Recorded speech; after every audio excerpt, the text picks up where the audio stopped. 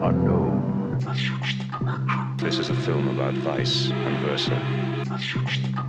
And nothing could stop it. The Sixth Dimension Podcast, in-depth analysis of the kind of films you've never seen before, or maybe even heard of, and interviews with filmmakers, authors, and critics. Okay, welcome everyone to this week's episode of The Sixth Dimension, an interview episode with my very good pal, Nathan Hill. Nathan, how are you? Good evening, sir. Shall I start? I'll start off with a bit of bad news, unfortunately. Jan Michael Vincent died today. Oh, very interesting. Did you hear about that? I certainly did because, you know, my friend William Catt, who acted with him in Big Wednesday, is quite upset about it. And as soon as I saw the news, I thought of him instantly. Yeah, no, fair enough. Because he worked with William Catt on Big Wednesday, right? That was the big surf film. That was the John Milius one, which also has Gary Busey in it. And, you know, I've talked to Bill a few times about that film, that experience. There's a shot in that. I remember watching it with my own mother, and for a split second, she thought it was me. She didn't know what I was watching in the room. And I paused it, went back and said, it's William Catt. And she was like, oh, my God. And there's this one shot, if you press pause, yeah, bro, it's scary. It's you'd swear he was my father if you saw us together. It's insane. But yeah, he's obviously upset about that. But it's interesting, isn't it? Because in the last month or so, there's been a hell of a lot of celebrity death. You know, I think it's amazing that Luke Perry's swan song is going to be Tarantino's next. Yeah, no, that's a good point. Yeah, everyone was saying that that's going to be, you know, everyone's going to focus on him and stuff like that. And I wonder if, because Heath Ledger did a good performance in The Dark Knight, and you know, it's obvious that one of the reasons why he did win is because he did die. And I wonder if they're going to focus a lot of attention on Luke Perry getting an Oscar, or you know, just for accolades, because we all know the Oscars are bullshit anyway. But yeah, it's interesting you mentioned that, because you know, if you look at let's take for example the Ozflix, you know, in Melbourne, which is kind of a watered down academies or AFIs, if you want to call it that. And I noticed that Dame Hill is up for a couple of nominations this year, and of course, you know, he's passed.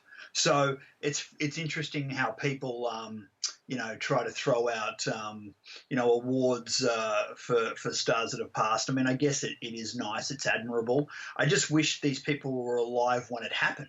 You know, I mean, I sort of when I'm driving to work, I see the big billboard for Bohemian Rhapsody, and I look at that actor, and I think, God, he did an amazing job, you know, playing in Queen. But then I sometimes think of the real person, you know, and I wish they had that moment. Just a couple of interesting facts on Jan Michael Vincent. He performed one of the first full frontal male nude scenes in the film Buster and Billy. I remember that film. It was pretty interesting. Coming of age film. My first sort of exposure to him is a film called The Mechanic, which is a Charles Bronson, really interesting sort of thriller, very low key thriller about. It was actually remade with Jason Statham and Ben Foster. I was going to say that. Yeah, it's the same plot. Obviously, it's you know, an older hitman ushers in a younger hitman who then try to kill one another. But this film is really good, and I think his performance in that is pretty good too. That was the same with The Killer Elite. I mean, people don't realise that was a remake. There's so many of this film, you know, that are remade. Yeah. The Killer Elite is a remake of 1976 Sam Peckinpah film. Good call. But it's only in name only. If you watch the film, it's completely different. It's a really cool film, the 1976 Killer Elite film. Yeah, I've seen it. But I know what you mean. It's whether it's title or whether it's plot, and it gets us back to that whole, you know, sort of debate of rehashing and reimagining, I guess. But yeah, man, no, you're spot on there. Jan Michael Vincent was also in one of the highest budget made-for-television movies ever made, called The Winds of War, which I think went up to $80 million in 1983. So that was huge film. Let's go back to Big Wednesday, because that was kind of like their debut in a sense. You've got William Catt, you've got Jan Michael Vincent, you've got Gary Busey, and the debut of Robert Englund, all in the same movie. Who do you reckon did the best? Well, it's weird because they all sort of plateaued around then in terms of, you know, how far their stars could rise. William Catt did very well in television. Yeah. Robert Englund did pretty well with Nightmare on Elm Street and stuff like that. That's the thing, because you got Robert Englund, obviously he's got the franchise and the Comic Cons, the megalomaniac stuff, but then Gary Busey has done so much work, and a lot of his films, like let's go back to Point Break, he did have quite a lot of A-list features. One of the first things my agent said to me was, don't ever tell anyone the budget of your film, because you'll just get a preconception. It's like if you tell someone you made it for peanuts, then they'll go in thinking, oh, it's going to be peanuts, but the idea is to foil them or foil. I mean, it's smoke and mirrors. I think you've done amazingly if you've got a micro budget and someone come out of the cinema with an experience that was just like they've seen any normal movie. It gets tricky though, when you've got your film on the shelf and it's next to a blockbuster and someone grabs both those films, takes them home, and then feels like your movie was inferior because in actual fact it had a low budget. Do you know what I mean? So it's really getting back to that topic of storyline. If it's a good story, it should work. It shouldn't matter too much about format and cash. It's got to be the story. You're right. Yeah. Interestingly enough, Jan Michael Vincent never really wanted to become a great actor. He just liked the job because of the hours. It's amazing when you hear these stories about how some of the guys fell into it, and the actors that do it. I mean, hasn't even Harrison Ford admitted that he kind of wasn't really, it wasn't his end goal, but he went with it. Yeah, sort of went with the flow, and Gary Busey wanted to do it because of the women. Robert, it's a really interesting, if you look at the cast of Big Wednesday and you check out the motivations for wanting to be actors. Wow. So Robert Englund really just wanted to be, like, he got the acting bug. William Catt, I wonder why you'd probably know why William Catt. About William Catt, I mean, the thing is, he's actually a brilliant actor, and he played Pippin on stage, even before his television stuff. He's the real deal. I mean, he's theatre, he's film, he's TV, he's passionate about it. He sings, I mean, the guy's a friggin' artist. And I think if anything, he probably got a little bit, disheartened with the madness of it. Like when he was hot, they'd get him to go into a game show, and I don't think his heart was in that.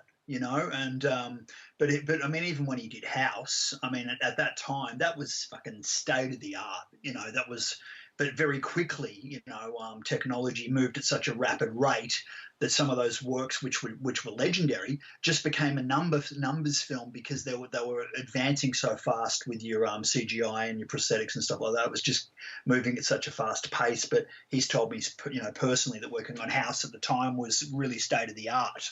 So House, the horror movie that came out in 1985, you mean? The horror. Yeah. Oh, yeah. That's the first time I saw William Catt. Yeah, that was a great film when it came out. It was right in the middle of peak 80s, horror and comedy. Similarly to Lost Boys era and all those, and during that time, and probably Nightmare on Elm Street 3 and Friday the 13th 3 or 4, all in that era. Yeah, roughly in the golden age of 80s horror. Totally, yeah. Let's move on to you, because this is what the podcast is about today. You're, even though I love just chatting movies with you, but today we're going to be talking about a little film that had a pretty big impact. Confessions of a Ladykiller. It used to be called How to Be a Sex Star.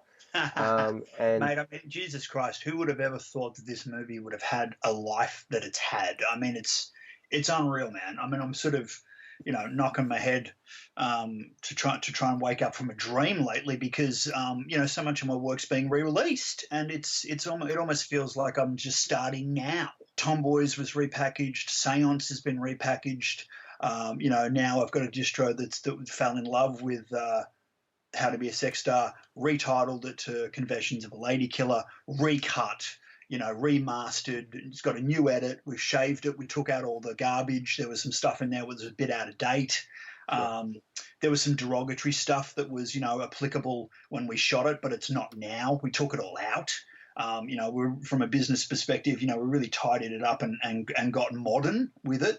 and the repackaged, and the poster's amazing. I think the title is just so relevant. I think it's way better than the original. I think when we made it, it was really Nick Levy, the mastermind behind it.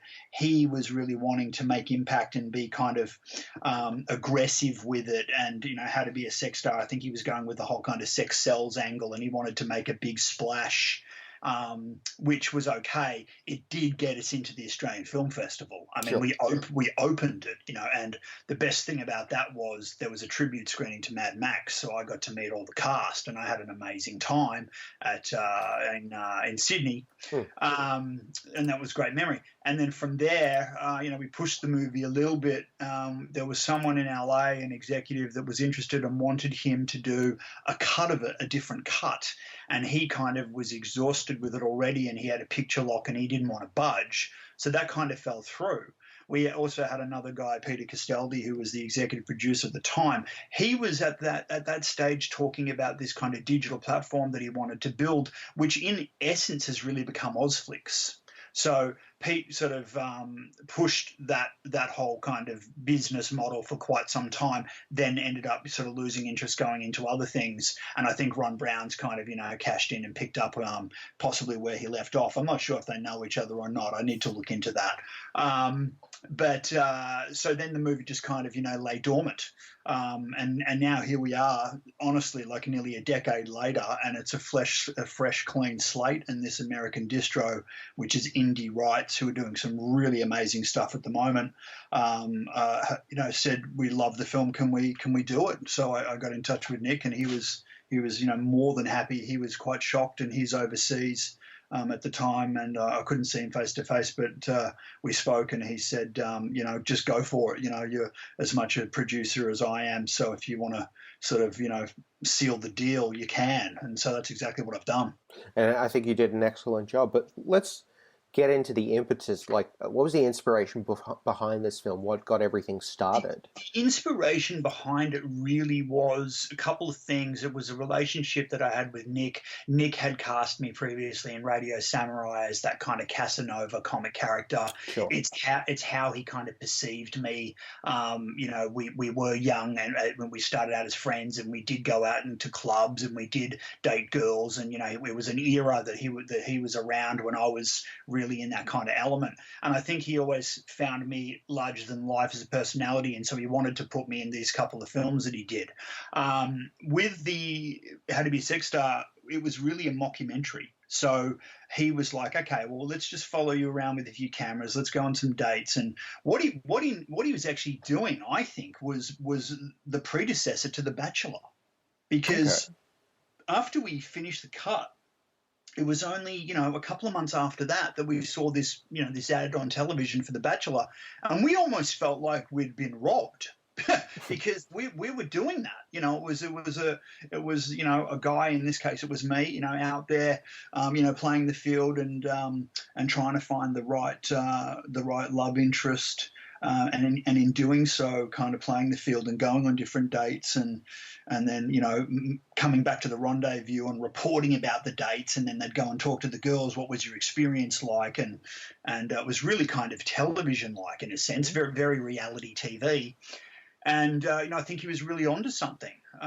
So it was a combination of kind of wanting to experiment and do a mockumentary, but then also sort of sign of the times, kind of cutting edge. And wanting to work together again, because we just have an absolute ball when we do work together. Yeah, I think that's a good collaboration that you guys would sort of spurred up. Because this is a strangely structured film. It's not conventional in the traditional sense. How did you go about writing the script? Was there a script, or what was that preparation process like?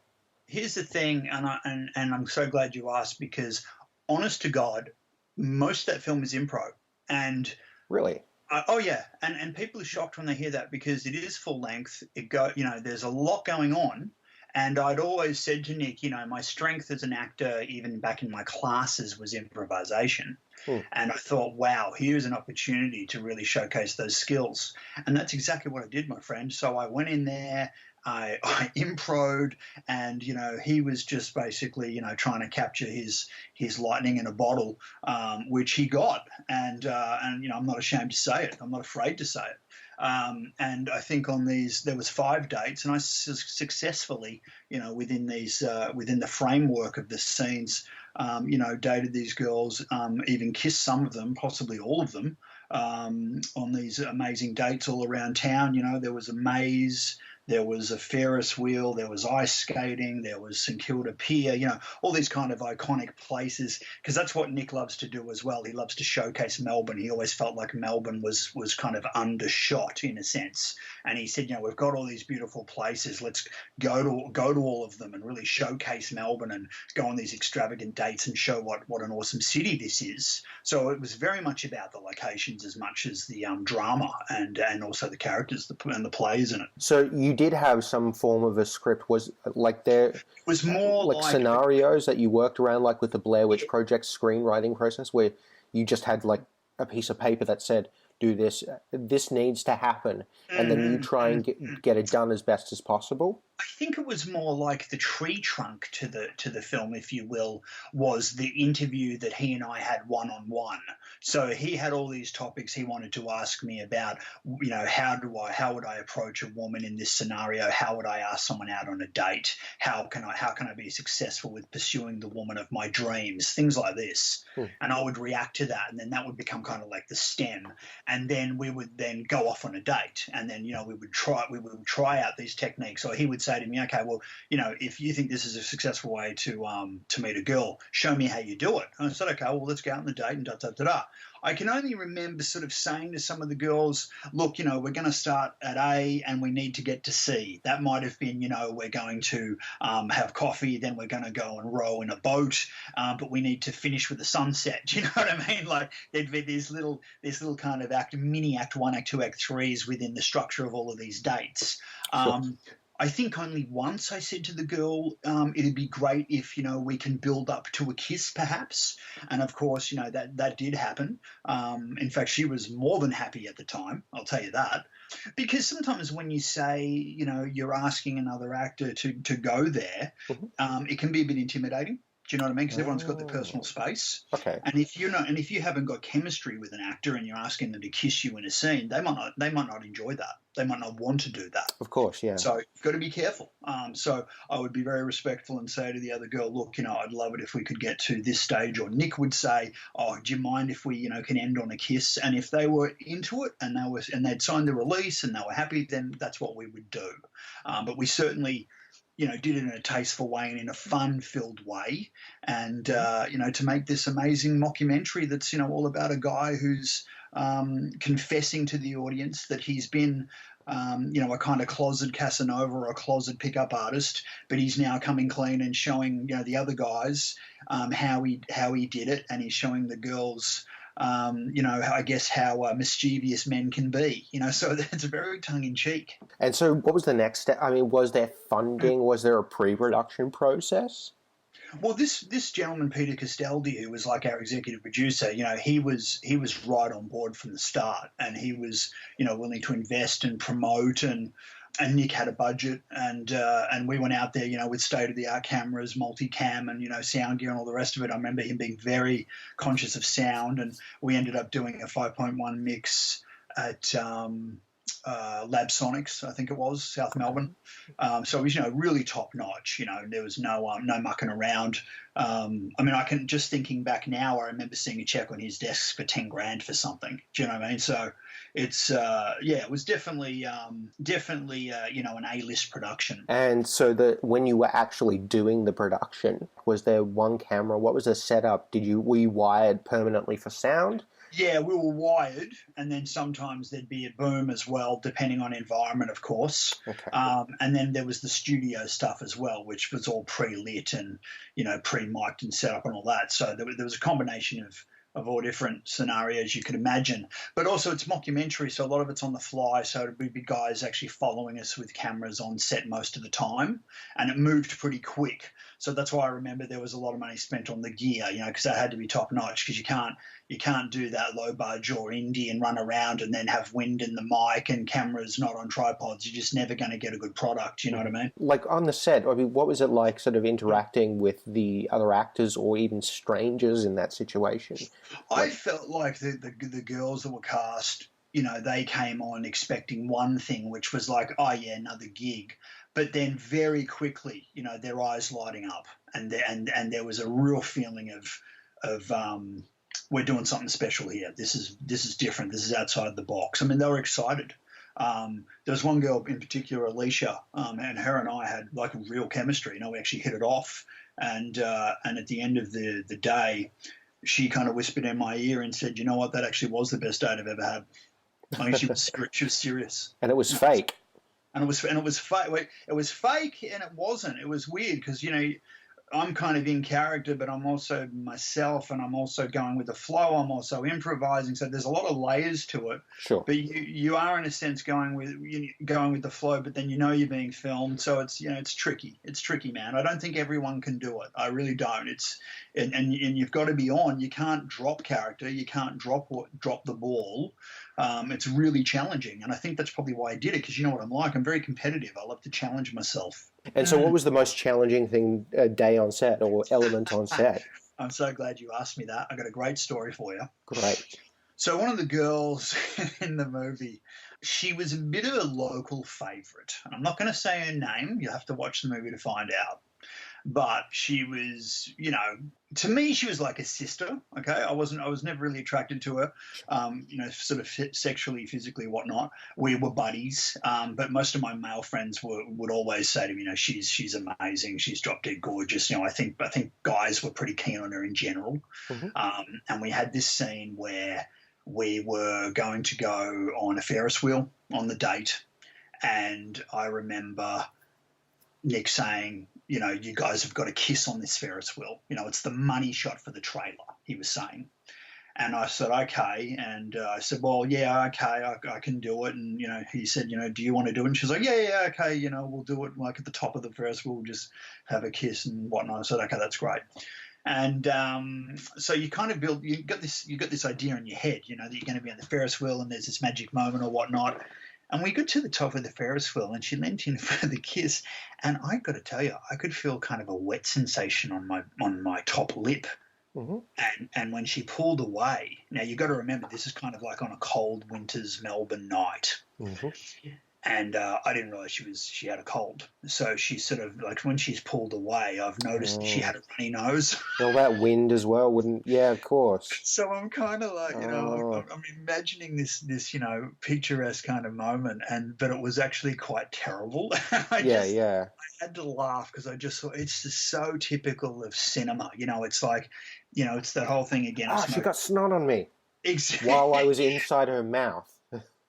Thank God. Because you were kissing. When you think about it, it was only on the top of my skin, though, on the outside of my face. Yeah, but when you think about it, like, couples in love do worse things to each other consensually still. It's more that I was embarrassed for her because, like, when I pulled away and it was from her, it's from the girl. Do you know what I mean? It was. Yeah. I felt a bit embarrassed for it. But when you can almost complete strangers, it's definitely awkward. Yeah, it was just a bit awkward, and I just had to laugh it off. And I thought, my God, it's just not what I expected. And it's always like that, when you're doing these sort of crazy scenes and movies. So I'm guessing the next stage after that was post-production. Yeah, I mean, Nick handled that fairly heavily. He's he's a perfectionist, and doesn't miss a beat. And when he goes into post, like, he's in post, and he doesn't muck around. That's another reason why he and I did so well together with all those projects we worked on, because, we're both very diligent and hardworking, and we don't stop until it's done. We don't stop till it's done properly, and we don't muck around. We don't have these movies where they're laying around in post for 12 months and 18 months. And, fuck, man, like, just get it done. So he'd focus. And make sacrifice, which is what I do, and just fucking knuckle down and do the work and don't do anything else. Don't tell me you're going playing bowling. Don't tell me you're going to football. You're editing till that motherfucker is done. Do you know? And that's how we built our reputations, because the work shows, man. This shit's coming out. It's it's been re-released after a decade internationally. I mean, who the fuck does that? Do you know what I mean? And on Amazon too. Absolutely. And it's also going to be on physical. It's going to be DVD and Blu-ray as well. That's fantastic. Now, while we're on the topic of that, why don't I just sort of throw this out there while we're on the topic? The local guys, okay, great. They're going to go and get the movie done on DVD, right? Mm-hmm. Let's say you go through, let's just go hypothetical. Let's say you go through Shock, right? They say to you, all right, we're going to do 500 DVDs minimum. That's a minimum units. It costs X amount of money. And you go, great, you've got your barcode, you sell it. Now, once all those movies are gone, they're gone, right? You've sold out. You're not even on the website anymore. It's over. And you can't barcode it again, right? Now, here's the thing with indie rights, which I'm doing Confessions of a Ladykiller. It's international barcode. Mm-hmm. It's going to be online through every single available platform to buy on the net, whether it's DVD, Blu-ray, or digital download through Amazon Prime, whatnot, forever. Do you know what I mean? Yes, yeah. Now, why am I the only one thinking like this? I feel like, out of my kind of posse, if you will, they're not doing that, and I don't know why. But yeah, anyway, let's move on to the actual process of distributing, I guess, at the time, because, 2010 is when the film came out or was finished. And what was it like getting it out there then, as opposed to in comparison to now? Totally different ball game. I mean, even 10 years ago, it was a lot harder for anyone to get anything out. Sure. And I remember my first few movies coming out, and it was almost like my friends were shocked. They were almost like, "Oh my God, how can this be possible?" I saw a guy walking into JB Hi-Fi and he saw one of my movies on the Troma stand just because it looked like a Troma movie, and he kind of freaked out. He's like, "Oh yeah, how is this possible?" And I said, "Oh Jesus, man, have some faith." But but it was harder. So to have that whole Australian Film Festival launch, and I think back then we might have just had it out through Amazon. We might have done it ourselves. I'm struggling to remember now. I think it went out through MVD. I think it went out through a few kind of lowbrow distros because Nick didn't want to make the changes. So, see, this is the thing.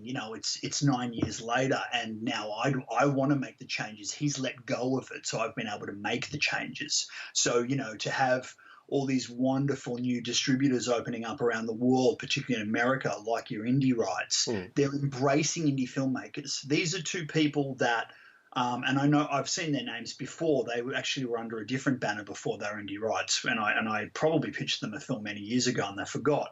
But they had an experience where they'd made an indie film, they got screwed over, they were sick of it, and so they said, we can just become distributors, and we're going to make sure that all these people like us that have got a movie aren't going to get screwed. And so they've actually started basically creating this platform for all these indie filmmakers whose movies may have been knocked back by others, but they're embracing it. Mm-hmm. And they're doing really well, and they're making the right connections so that, people can get their work out there. And they were saying the other day in one of the meetings that this is the best time to be alive as an indie filmmaker. There's never been as many open channels as there are now to show your work, and that is true. That is a fact. And so it was nightmarish back then to get stuff put out, because I remember you telling me some horror stories from back in the days.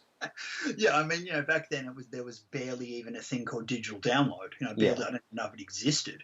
I think that's what Peter Castaldi was trying to get to make happen. I mean, he could see the future. He knew it was coming, and he was right, and it did arrive. Back then it was still kind of, the death of DVD, and then Blu-ray was the big thing, and then obviously that didn't last long. So, but mate, you'd be surprised how many people still buy disc, around the world. It's still big. I still buy discs occasionally, but that's only because the package that surrounds it. Like, let's say there's a horror film that's come out called The Corruption of Chris Miller, which is a pretty rare horror film in Spain made in 1973, and it's getting a 4K release, and it's got it's got a couple of commentaries from people who were actually involved in the original making of that film, and also scholars as well, who can bring in an intellectual side to that as well. And also they've got extras of deleted scenes, outtakes and footage, trailers. It's basically film school in a box, basically.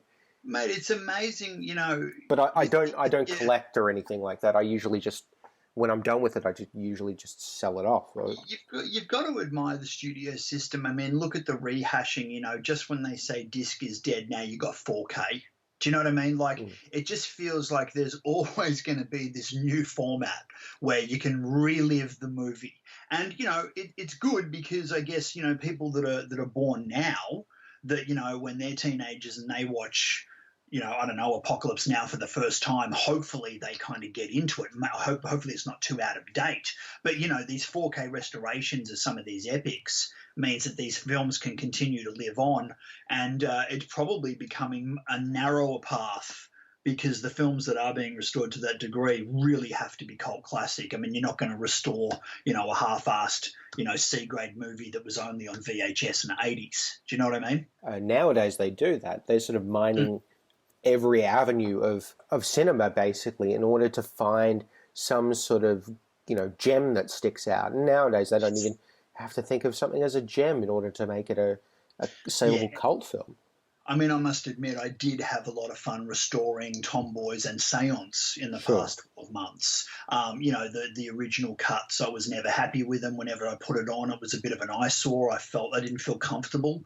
And so I finally, you know, was able to go back to the originals, to the masters, to the rushes, even in some cases, and you know, put these movies into HD because they were only SD. You know, so, you know, making them HD and in proper grade and format, that was an awesome process. It means that they can carry on a little bit into the next wave, generation, etc. Yes, exactly, yeah. It's great that you can do that. I feel like right now as a filmmaker, if you haven't got your entire catalogue minimum 1080p, you're in trouble because even you know, digital distribution is going to ask for a minimum 1080p. So, I mean, it was Alex Proyas coming back to restore one of his films. I remember talking to him probably about a year ago, and he was doing that with his first film. You know, it was 16 millimeter. It was not HD. That's a lossless format. Totally, bro. And, you know, there's all these filmmakers, and I guess that's what Ozflix and Ron Brown's trying to do as well is, you know, preserve the films that are on 35, 16, and 8, bring them into modern day and kind of restore them. It's almost like a Melbourne Video Archives perspective, which is good. It has to happen. Otherwise, these works are all going to be lost. It's the responsibility of the filmmaker keep their work up to date. You can't really abandon a movie that you've spent 3 or 4 years on and just go, I'm sick of it. You spend 4 years of your life. You probably had 100 people attached to it. You owe it to all of those people that put in the blood, sweat, and tears on that production. Exactly, yeah. You've got to go with the times. So that's what I've been doing is I've been, you know, remastering and making sure that those you know, the dozen films that I've got are current, you know, current format, and they're available, they're accessible, and it's you can't think about the money. Like, don't be a filmmaker and tell me, I'm not going to finish my movie because, you know, it's not that good and I don't know and you know, mate. 9 times out of 10, the film I made that I didn't really like is the one that's fucking doing well. You can't underestimate the audience just because you think it's this or that. Someone out there is going to fucking love it, man. How do you know? You know, so you've really got to serve it. I'm seeing a lot of guys that are kind of like walking around with their head bowed down and they're kind of holding that film under their arm and you can tell they're not proud of it, right? I see this all the time. Exactly, yeah. Right, or an unfinished film. I'm telling you, there's going to be someone out there that wants to see it. And it'll be the last person you expect, and there'll be an audience out there, and it'll blow your mind, you know. And as I've said countless times, you know, I've got 1 or 2 films of mine that are my least favorite, and they're doing the most well in the market. Now, how do you figure that? I just think it's like relationships. You know, you're chasing that thing you want, you can't get it. Finally, you let go, and you go, okay, whatever, and then boom, it just comes to your left field out of. Or even like sleep as well. It's like you're trying to sleep. If you try and get to sleep, you can't sleep. It's a letting go process. Yeah. Everything is a letting go process. After How to Be a Sex Star, what was it? What were you? What point in your career was the release of that? Well, what happened was we kind of felt like we had pushed it a bit too far. Like it did get a little bit chauvinistic, it got a little bit misogynistic. It was. But that was the point, though, isn't it? He's supposed to be chauvinist. Well, look, again, typical of my work. They loved it in America. They kind of frowned on it in Australia. Sure. They didn't at the Australian Film Festival because that was a standout breakout festival. Peter Castelli's got a sense of humour and he's a legend of a guy, and he totally understood what we were doing. Without him, it wouldn't have happened. And I will say this for the record as well. That led me to my literary agent and manager, Daniel Scharf. That was a process because I met Daniel through Peter, which is interesting, Seb, because that's my father and my brother's name. I just realised that as we're speaking. I just knew it had to be cut back, and that wasn't the time. Great. We then went off and made a documentary, which we did like a 360. And we buckled down and we got really serious, and because Nick was really big on reality TV, and he had a real passion for it, and he said, I want to do a documentary called Sex Around the World. And I said, okay, this is interesting. We're going from the sex star to Sex Around the World. This is a pretty big concept. So his idea was, we're going to shoot a pilot. We're going to do the first episode in Melbourne, but this is going to be about sexual culture. So he wanted to show the distros and the fans and the audience, family, friends, and what be, that we weren't these clowns that we kind of posed to be in the movie. We were serious filmmakers, and so we went out and we did this documentary, and it was an absolute eye opener. It's fascinating. So we went all around town and interviewed people from different ends of the city, and for me personally, it was really challenging. It was sort of going from fiction into reality in the topic of sex and sexual culture. I found out a lot about Melbourne that I'd kind of had either turned a blind eye to or was a little bit naive to, like, because we went into like S&M dungeons, we talked to swingers, we talked to prostitutes, male and female. Mm-hmm. We went into gay bars, we went into sex shops, we interviewed authors of sexual culture and content. Mate, it was a fascinating ride. Mm-hmm. So that was kind of what we did off of How to Be a Sex Star. Now, ironically, I probably haven't told you this, but that documentary is also getting a re-release this year through somebody else. Oh, great. So it's a complete repackaging, and again, we're talking about nearly a decade on a re-release. I mean, this is just incredible. So as I was sort of saying to you before, it feels like it's the first time, Seb, because now these works are being done properly. They're being packaged properly. They're going out to the right audience and from the right people. What I find amazing is that all this time it's almost been like a homework. And I can't believe, like, I'm shocked myself just sort of talking to you now, trying to figure this out, is that, for 10 years I've kind of been molding these projects, which I'm only now kind of giving birth to. See, that's something you can never underestimate as a filmmaker. You don't even know your own timeline. You think you do, but you don't. And you don't know when the work's going to be ready. It'll surprise you, and that's the fun part. Because now with these two projects being re-released, I'm having a ball, and I can say, wow, and now I can be proud of them, and they're accessible and they've been packaged the right way. Yeah. And sometimes it just takes that long to find, your audience or your correct distributor. What was the first showing of the film like? What was the reaction like from the audience? It was pretty full on. I mean, I remember I took a photo because it was in the cinema, and you've got How to Be a Sex Star up in those, those little red beaded sort of cinema lights above the door, sort of. And I remember it said How to Be a Sex Star rated R, and it was, it was scrolling. It was the first time I'd kind of seen one of my movies in the cinema under that kind of banner, so that was exciting. But half the audience loved it and half hated it. Some people walked out. And we were loving that. We were sort of, we were embracing that it was being loved and hated. That's the whole point.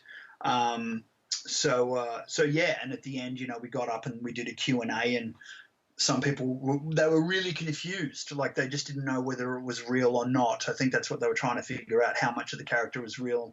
And I think that was the point, that was the methodology for it, particularly from Peter. That's what they were going for. And after that, what was the word of mouth like? What were the reactions of the people Like, what was the criticisms that they gave? I think the guys were sort of giggling because it was kind of like pitched as this thing called, the movie your girlfriend doesn't want you to see. Sure. So it was trying to sort of giving out these tips. I mean, it's loosely based on The Game by Neil Strauss, which is that famous novel, The Pickup Artist. Yeah, and that's the stuff that Nick was really obsessed with at the time. But he's also quite obsessed with Tony Robbins. He's all about, power of positive thinking and, how to influence people in a positive way. And, the 5 rules to success, he's into all that stuff. So I think it was a combination.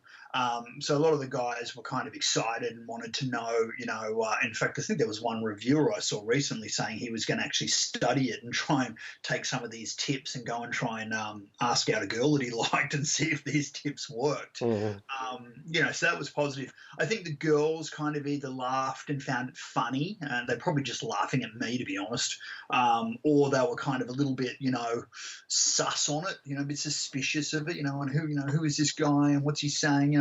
It's really a mixed bag, Seb. You take the good with the bad. But that's the same with every movie, I think Nicholas Winding Refn, when he made Only God Forgives, which, is a film that I absolutely adore, he literally had 50-50. Like half of the people hated it and half of the people loved it. And he said, I've made it. You said that to me is success because he's got the argument now, and it was everywhere I saw this film rated, it was 5 out of 10. It was right down the middle everywhere I went, and that's kind of how I felt about Confessions of a Ladykiller. It either pleases or it offends, but now that it is Confessions of a Ladykiller, it's not How to Be a Sex Star. It's a whole new audience, and the recut, which is really the cut that serves it the best. It's a light-hearted, funny movie. It doesn't have the sort of derogatory stuff or misogynistic stuff that it previously had, which was really out of date. So I think now it's a lighter film, and I think probably more people would like it. Nathan, thank you very much for talking with me about your film, Confessions of a Ladykiller, aka How to Be a Sex Star. Do you want to let people know where they can find this movie? Well, right now, straight off the bat, it's been released on Amazon Prime. That's the first thing that they've done. Mm-hmm. And soon there'll be some links for the DVD Blu-ray, which I've been told is going to be literally every single online store you can find on the net. So I think that's about to happen real soon. So I can't wait to get my copies in my hand as well. Thank you so much, Nathan, for tonight. I really appreciate it. Good to talk to you again, buddy. Stay alive till next time. This series of the Sixth Dimension podcast is produced and edited by Sebastian Mittelman, and every episode of this podcast is dedicated to my very good friend David. Stay alive till next time.